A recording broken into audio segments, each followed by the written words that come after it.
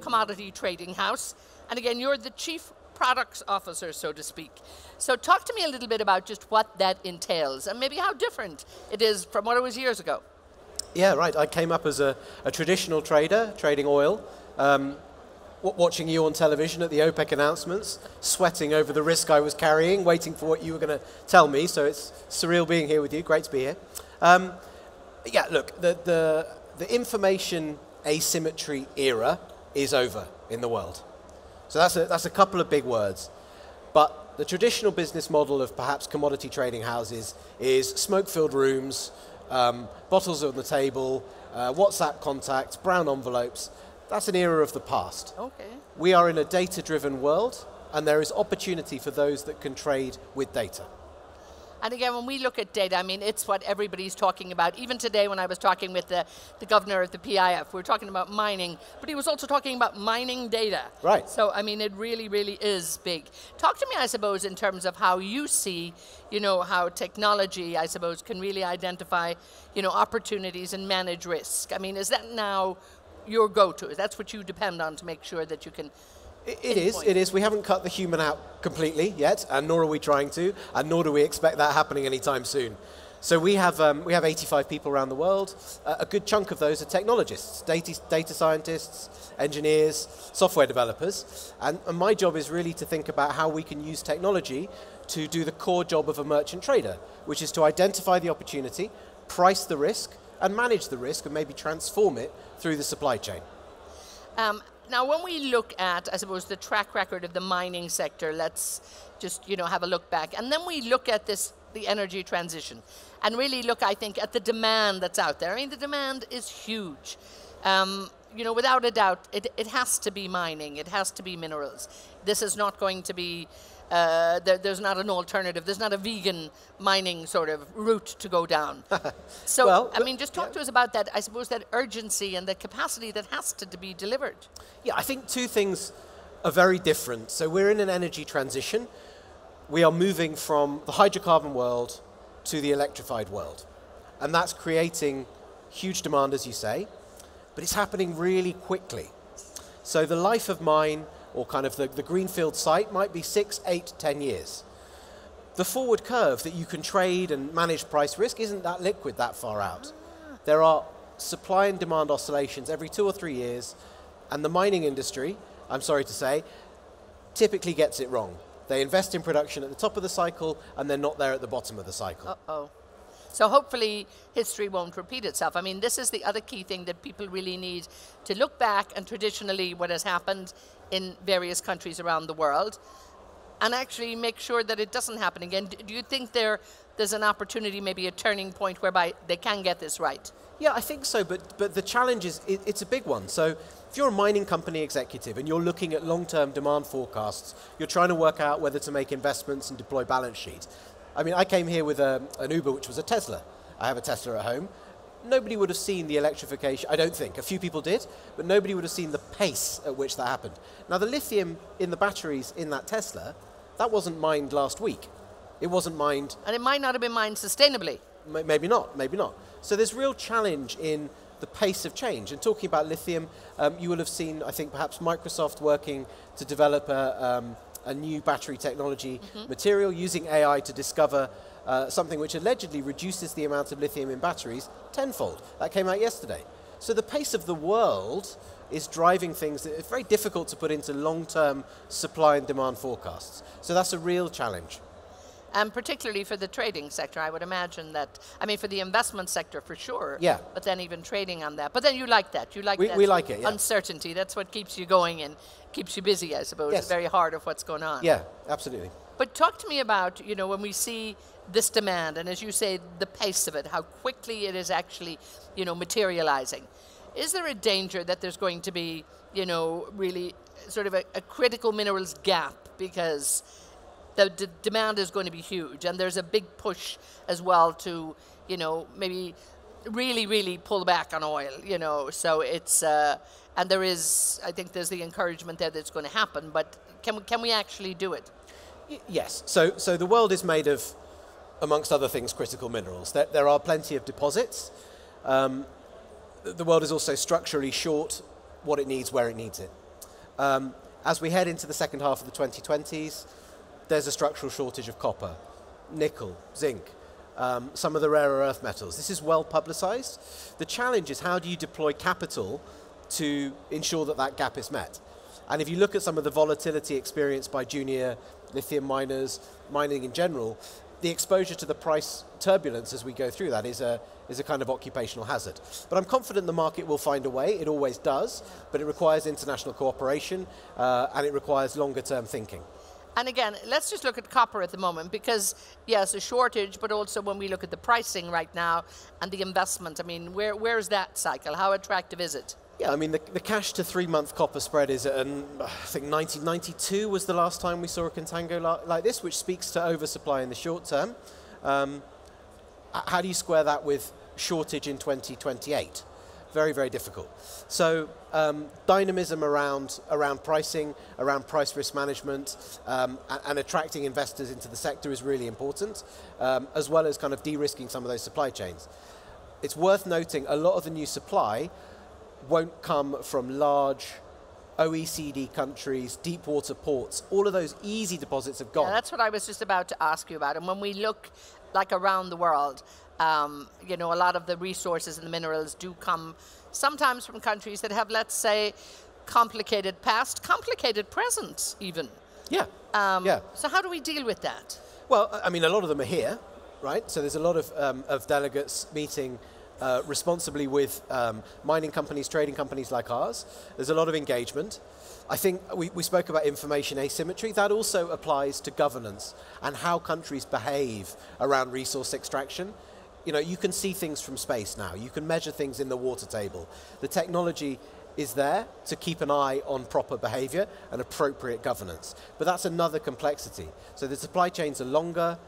We're talking about, you know, trucking material from the copper belt in the middle of Africa, 3,000 kilometers to a deep water port. That's very challenging. That presents financing risk, that presents operational risk.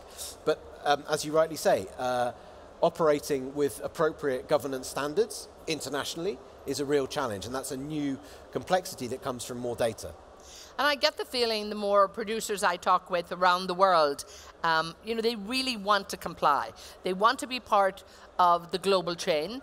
You know, they want to sell their products. They don't want it to be just stuck in the source of production. They want to, you know, so are you encouraged, you know, by the conversations that producers are having in terms of going, you know, governance is for us in every country? Yeah, absolutely. I mean, there's a couple of fantastic initiatives. I mean, a big shout out to the folks behind the Global Battery Alliance. That's a great industry self-organized piece of social good, I would say. I think certainly the resource-rich environments, potentially traditionally lower governance areas, I think there's a willingness, as you say. I think that's true. What's interesting is for us as consumers, so we're on the green metal stage. So green metal makes me think of green steel, green aluminium. Yes, yes, so yeah. metal that is made or refined using renewable technology. Now, do you know what the premium is for those metals? I have no idea. Neither do I. Oh. Right? So there should be a tradable Yes. premium for responsible behavior. And we think that there's governance, methodology, but also data and instrumentation is really important to that. So we as end users can pay for environmentally well-sourced minerals as we make this transition. Yeah, and again, I mean, I think we are hearing, I think, encouraging words around there. We see it in the hydrocarbon sector, and definitely the same will follow here. Yep. Let's have a look at what's happening here in Saudi Arabia, and so much is happening. Even this morning, we heard those figures up from 1.3 billion to 2.5 trillion, I think, in terms of resources. Yes. I mean, this is huge, and they also said that like less than 30% of the country has been explored. That's right. You know, so where's the big potential here? The potential is huge from a resource extraction point of view. It's definitely there. We work a lot with pre-production geologists, kind of at the early stage of origination for our business. There's been a genuine exponential growth in the amount of exploration activity, up from kind of 1 or 2 or 3 projects a year being looked at to hundreds. So that's happening in Saudi right now. I think downstream there's a number of really interesting opportunities, and if you look where the GCC is, where Saudi is, you know, the next century we think will be an Africa story in some way. that'll be resource intensive, it'll need raw materials. So if you look where the Gulf is in between Africa, Asia, I think there's some real opportunity there. There's some exciting things in terms of refining as well, which speak to some of that. And refining, when we look at the downstream, again, you know, for some countries it's probably worthwhile, but we look right now and it almost seems like every country wants everything. I mean, is it, you know, the economies of scale, and is it practical that every country do everything? No, it's not. Of course there should be specialization. You can well understand in a deglobalizing world the need to secure supply of critical raw materials, and you could well understand every country, particularly a wealthy sovereign nation like this one, to want to do that. So diversification is key, but there's some specific opportunities that I think, as we see the expansion of solar energy in the region, that has an interesting refining story. If you look at electro-refining processes, they need an ambient temperature of 60 degrees, and as we sit here in this room, you can just paint the roof black and you have 60 degrees potentially. So there's a lot of innovation that can happen in the Gulf region to serve that growing need. Now, we've heard talk this morning, and we will hear talk later today, and I think even tomorrow, about the creation and the development of the super region, and to bring so many more producers and countries and players within this super region, and Saudi is very, you know, keen to make sure they have a leadership role there. Is it a practical thing to do? What are the prospects? Because it does actually sound like if they can get it right, it can be you know, a wonderful addition to the global resources and to the global mining sector. Yeah, there's a lot to play for. I mean, when you think of mining and resources, that's really only one piece of the puzzle. For every mine, you need supply chain, you need vessels, you need insurance brokers, you need trade finance, you need people to take risk, people to price risk, exchanges.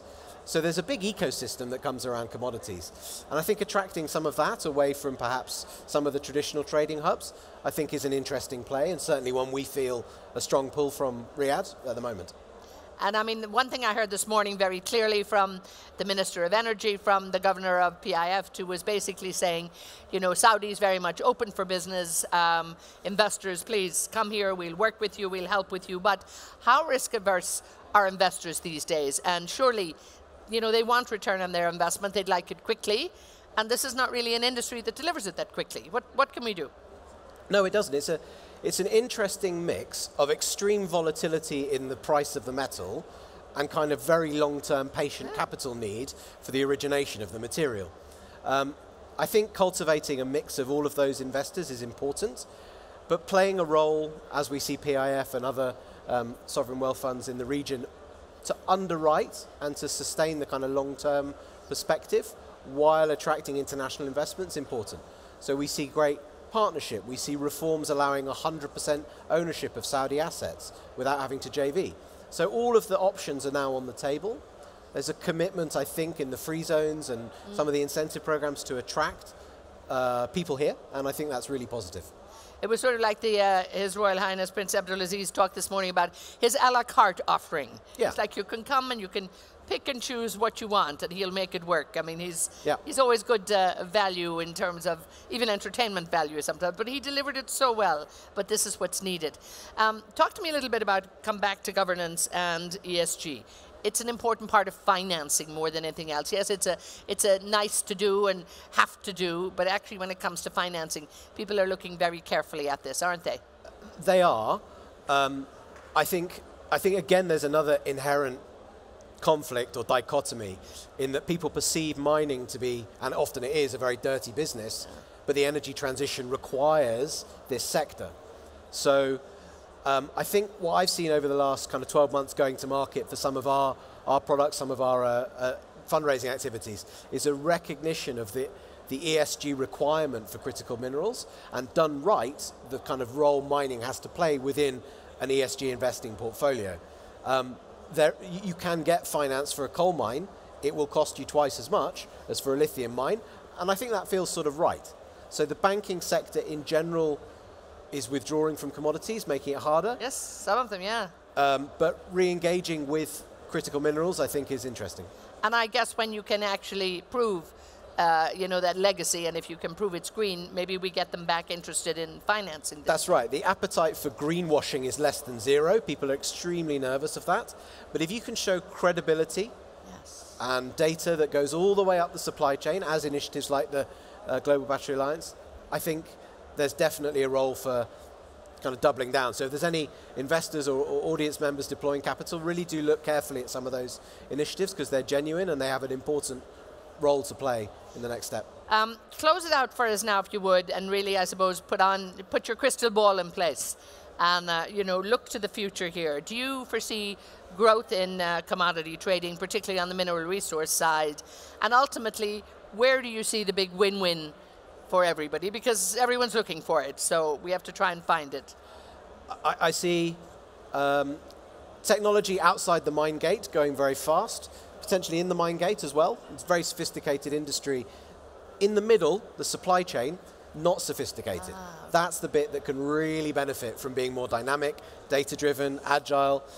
So I think we'll see volatility, but that's okay, because we'll see the tools as other industries, as our the oil industry, as we've seen, they'll develop tools to cope with the volatility that will ensure the long-term stability of supply.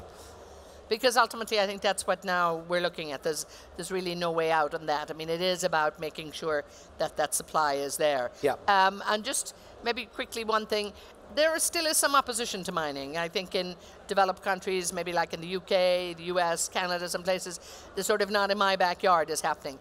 I was talking here with you know, the ministry, talking about, you know, the difference here, the centralized government, a lot of the resources are in the middle of nowhere, so they don't have some of the same issues. But, you know, is that something that you really need to be watching? The stakeholder engagement, how important? Yeah, of course. I mean, people talk about carbon impact. Mining is very capable of generating significant arsenic poisoning for local communities. All of these have technological solutions, more and more, all the time, that can add actual cost reduction if deployed correctly. So technological sophistication around environmental impact is here, and generally that's the sign of a well-run asset and a more profitable asset. So I think there's a real alignment between mining responsibly and profitability, and I think that's well recognized. And ultimately, I think that's what it's got to be. I think it has to be that availability, you know, people have to make money on this, people have to make a living, it has to create employment, it has to create economic growth, but it must be done sustainably. So, correct. And we're here on the Green Metal stage. This is the place to talk about it. Thank you so much. Thank you. So James Rylett really bringing us up to date there. Thank you so much, James. Right.